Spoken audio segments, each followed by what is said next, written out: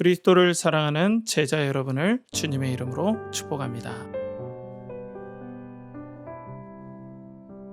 여러분들과 함께 새로운 나눔을 함께 가지게 되어서 참 감사가 됩니다. 출근 제자라는 타이틀을 가지고 나눔을 갖게 되었는데요. 나눔 방식은 플립 러닝이라는 방식으로 할 거예요. 이것은 먼저 동영상을 보시고 후에 만나서 토론하는 교육 방식입니다. 사실 기존의 제자 훈련 방식도 참 훌륭했는데요. 하지만 제자 훈련이란 이름에서 여러분들이 알 수 있듯이 훈련은 기간이 정해져 있잖아요. 그래서 훈련 기간이 끝나면 제자의 삶도 단절된 느낌이 있었습니다. 이런 아쉬운 점을 보완하기 위해 플립 러닝 방식으로 여러분들과 함께 제자의 나눔을 갖고자 합니다.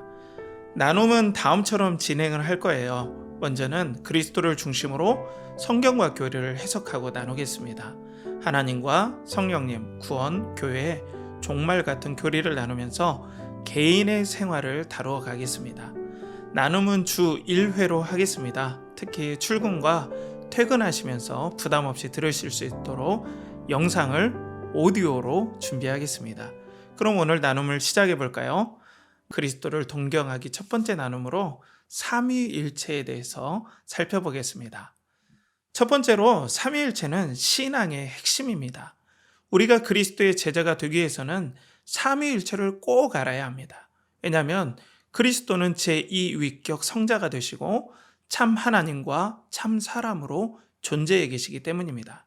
이 진리에서 우리에게 필요한 모든 영광, 은혜, 기쁨, 행복, 소망의 원칙들이 다 여기에 있습니다.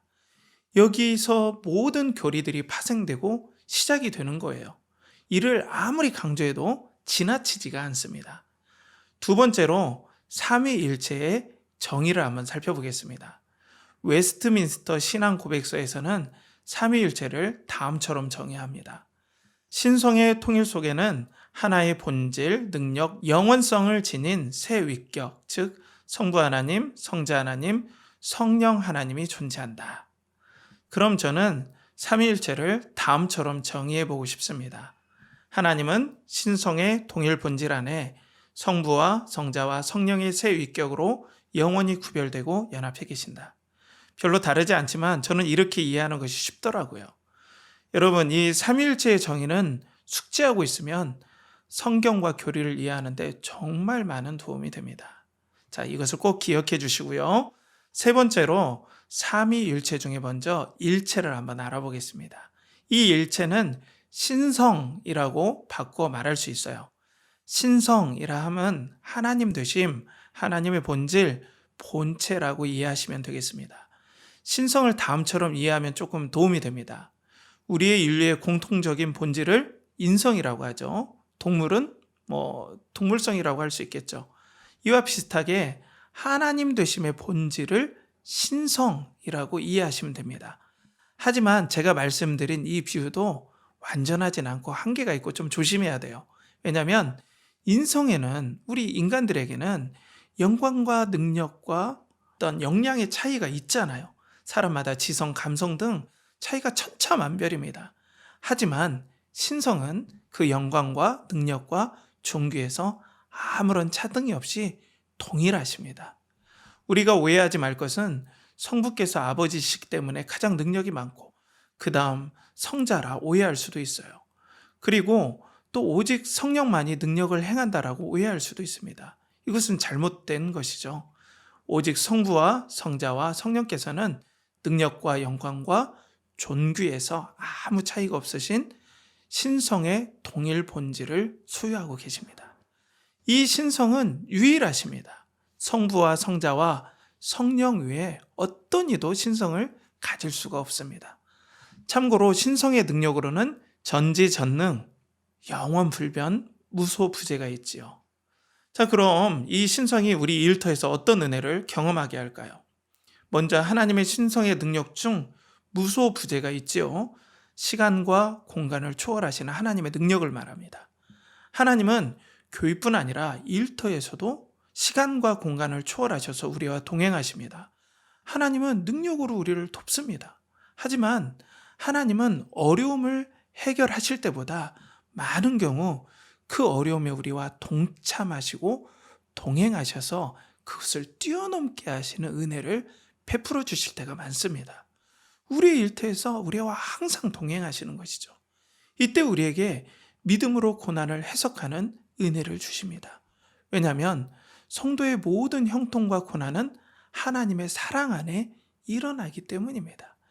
이것을 깨닫는 것이 문제의 해결보다 훨씬 중요합니다. 이런 은혜는 하나님의 무소부재, 곧 시간과 공간을 초월하는 신성의 능력 때문에 우리가 경험할 수 있는 것이죠. 성도는 이 은혜로 형통과 고난에서 올바른 반응을 할 수 있습니다. 그럼 이 신성에 관련된 하나님 말씀을 살펴볼까요? 요한복음 1장 1절과 14절 말씀에 다음처럼 나옵니다. 태초에 말씀이 계시니라. 이 말씀이 하나님과 함께 계셨으니 이 말씀은 곧 하나님이시니라. 말씀이 육신이 되어 우리 가운데 거하심에 우리가 그 영광을 보니 아버지의 독생자의 영광이요 은혜와 진리가 충만하더라. 자, 성부와 성자를 하나님으로 선포하고 있죠. 그리스도의 참 하나님 되심과 참 사람 되심은 이렇게 신앙의 핵심 중에 핵심입니다. 여러분들 꼭 잊지 마십시오. 자, 그러면 네 번째로 삼위에 대해서 살펴볼까요? 삼위는 성부와 성자와 성령을 뜻합니다. 여기에서 삼위는 세 위격이라고도 말합니다. 그럼 위격은 무엇일까요? 신학교에서는 이 위격을 신격 또는 인격이라고도 말합니다.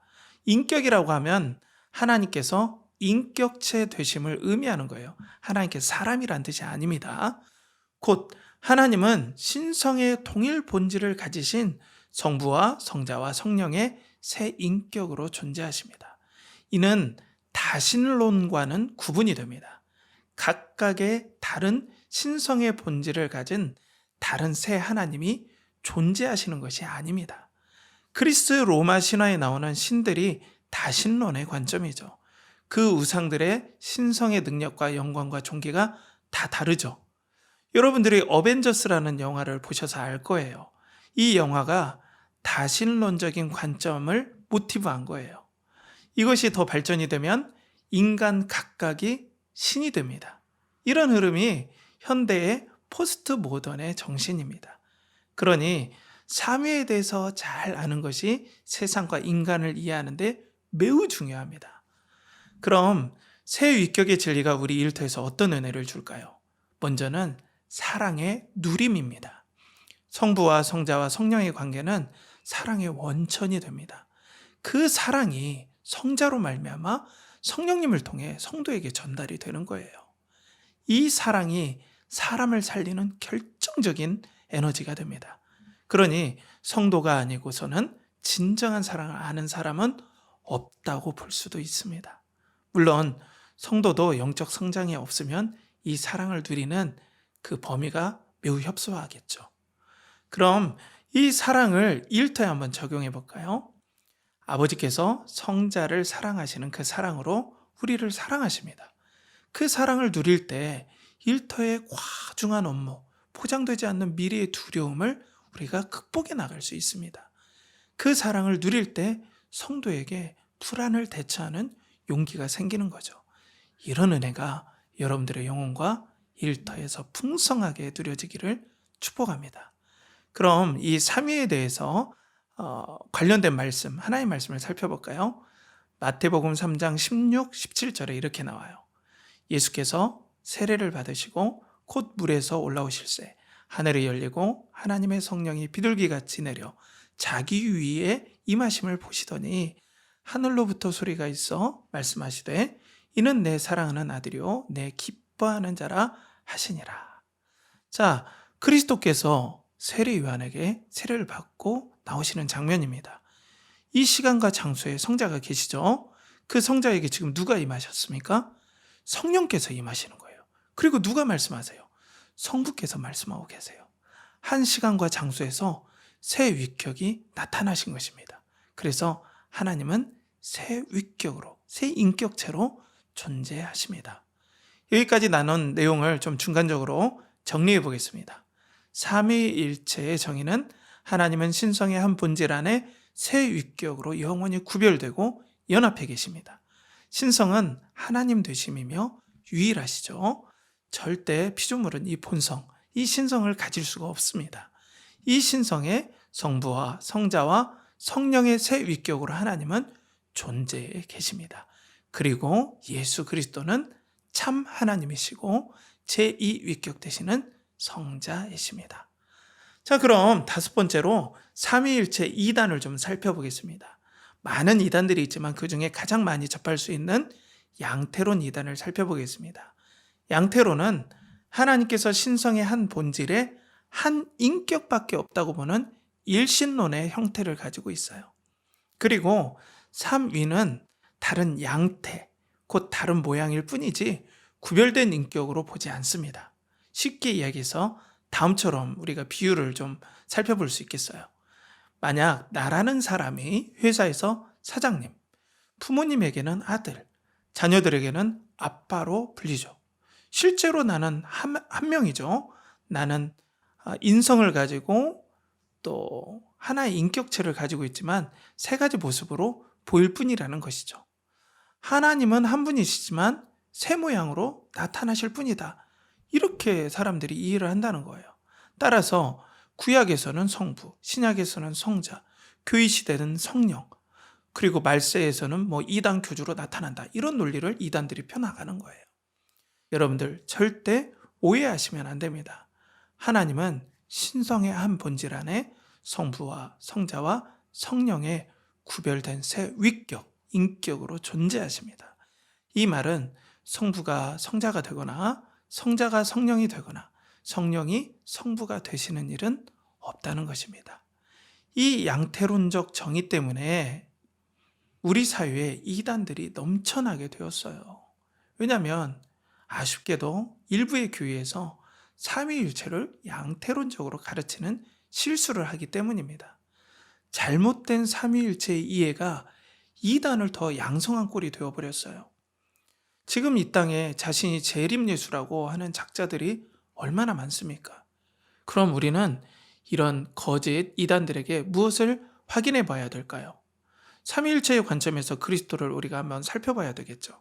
그리스도는 제2 위격 되신 성자이시죠. 이 위격에 신성과 인성의 본질이 있으십니다. 먼저 예수님은 참 사람으로 2000년 전에 이스라엘에서 태어나셨고 십자가에서 죽으시고 3일 만에 부활하셨죠. 그러니 부활 이후에 절대 다시 태어나거나 죽으실 수가 없습니다. 그리고 그 손에 영원히 못자국이 있으시고 옆구리에 창자국이 있으시죠.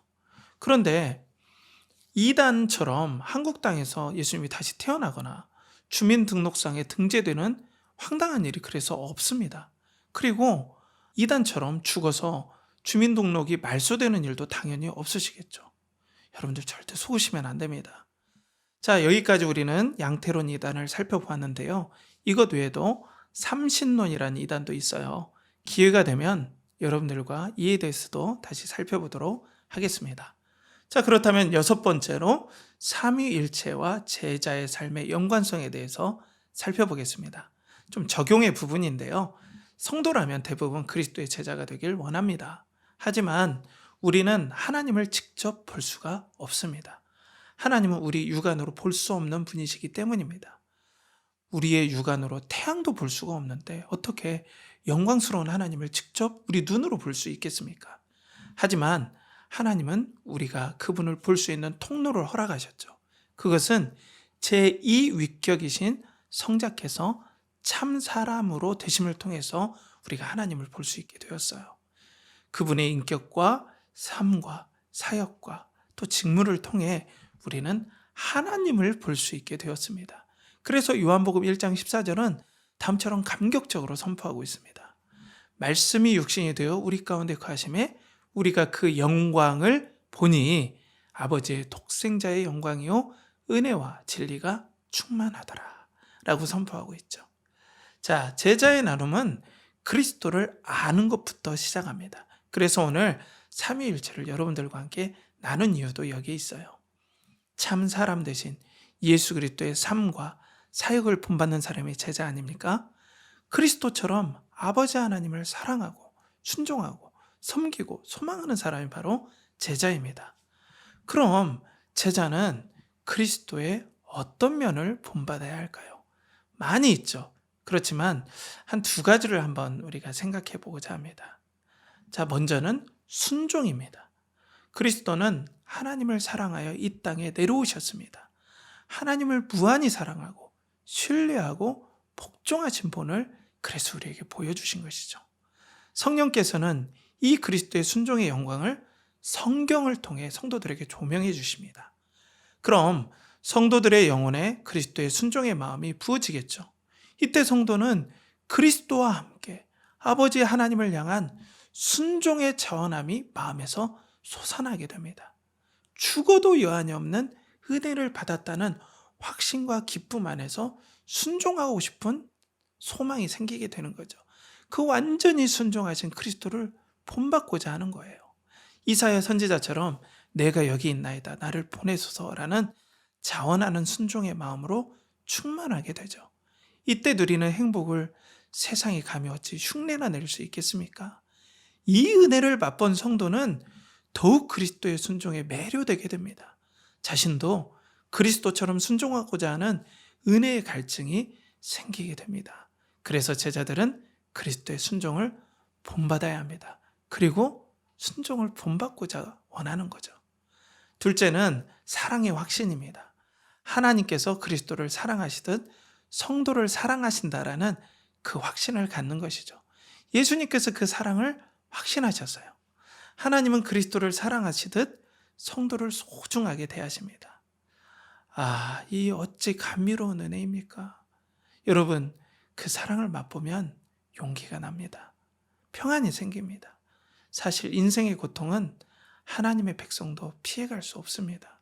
하지만 성령께서 그리스도가 확신하신 그리스도를 사랑하신 하나님의 사랑을 성도에게 부어주시면 성도도 거친 세상을 살아낼 수 있는 용기와 격려를 받게 되는 거죠. 어떤 순간에도 흔들리지 않는 그리스도께서 하나님의 사랑을 확신하신 그 확신을 제자들도 본받아야 됩니다. 제자는 이렇게 하나님을 향한 그리스도의 순종과 사랑의 확신을 누리고 본받게 되는 거죠. 그 달콤한 기억은 더욱 그리스도처럼 살기를 갈망하게 만듭니다. 게다가 이런 영혼의 갈망은 고단한 삶의 생수와 피난처와 같은 역할을 합니다. 사랑하는 그동지 여러분, 이런 흐름을 가지고 계속 여러분들과 함께 제자의 나눔을 갖겠습니다. 그래서 연결하는 교회의 사명이 무엇입니까? 그리스도를 동경하고 그리스도를 연결하라 아닙니까? 자, 오늘 나눔을 요약하겠습니다. 오늘 주제는 삼위일체인데요. 삼위일체의 정의는 하나님은 신성의 동일 본질 안에 세 위격, 곧 성부와 성자와 성령으로 영원히 구별되고 연합해 계심을 살펴보았습니다. 우리가 주의할 대표적인 이단으로서는 양태론 이단을 살펴봤죠. 다음으로 삼위일체와 제자의 삶의 연관성을 나눴습니다. 먼저는 삼위일체를 알아야 그리스도를 따라갈 수 있습니다. 그리스도는 삼위 중에 제2위격 되시고 그 위격에 참 하나님과 참 사람의 본질이 있으십니다. 그리스도의 참 사람 되신 이유에서 우리가 그리스도의 제자가 되어야 할 모든 원인과 이유가 있는 것이죠.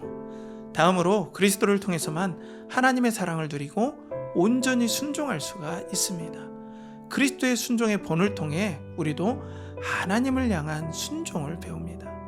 그리스도의 아버지 하나님을 향한 사랑의 확신을 통해 우리도 성부 하나님의 사랑을 믿고 이 어려운 세상에서 고난을 이겨내고 기쁨과 행복을 누릴 수 있는 것이죠. 그러니 삼위일체를 알고 깊이 묵상하는 것이 제자의 삶의 핵심이 되는 것입니다. 오늘 또 여러분들이 그리스도의 사랑과 순종을 본받아 누릴 때 치열한 일터 속에서 큰 위로와 격려를 분명 받을 것입니다. 비록 업무가 고단하지만 그리스도처럼 하나님과 그 나라를 소망할 수 있을 것입니다. 그리스도처럼 죄와 사탄과 제대로 싸울 수 있습니다. 앞으로 그리스도를 통한 제자의 나눔을 여러분과 함께 계속 나누며 발전시켜 나가겠습니다. 이제 여러분과 만나서 소그룹 토의를 할 나눔 질문 5가지를 말씀드리고 오늘 시간을 마무리하고자 합니다. 자, 첫 번째로 삼위일체의 정의는 무엇인가요? 그리고 두 번째로 삼위일체에서 일체에 해당하는 신성은 무엇인가요? 세 번째로 삼위일체에서 삼위는 무슨 뜻인가요? 네 번째로 왜 양태론 이단이 한국 사회에 많을까요? 다섯 번째, 삼위일체와 제자의 삶은 어떤 관계가 있나요? 여러분들과 나눌 제자의 나눔이 기대가 됩니다. 오늘도 여러분들의 영혼과 삶이 그리스도로 충만하길 축복합니다. 이후 소그룹 나눔에서 뵙겠습니다. 그리스도를 동경하고 그리스도를 연결하라. 안녕히 계십시오.